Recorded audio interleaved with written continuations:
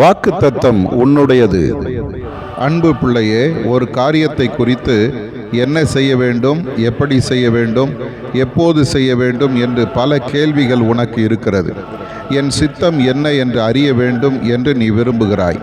அதற்காக யார் யாரெல்லாம் ஜெபிக்கிறார்களோ அவர்களிடமெல்லாம் ஆலோசனை கேட்கிறாய்.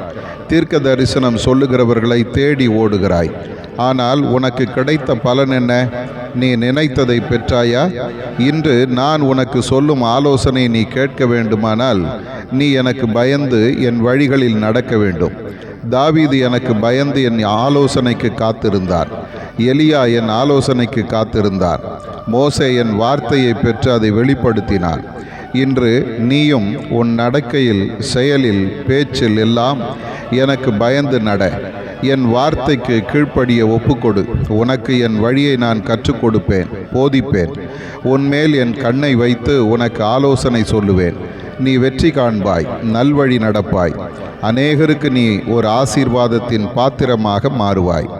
ஆதார வசனம்: கர்த்தருக்கு பயப்படுகிற மனுஷன் எவனோ அவனுக்கு தாம் தெரிந்து கொள்ளும் வழியை போதிப்பார். சங்கீதம் 25:12.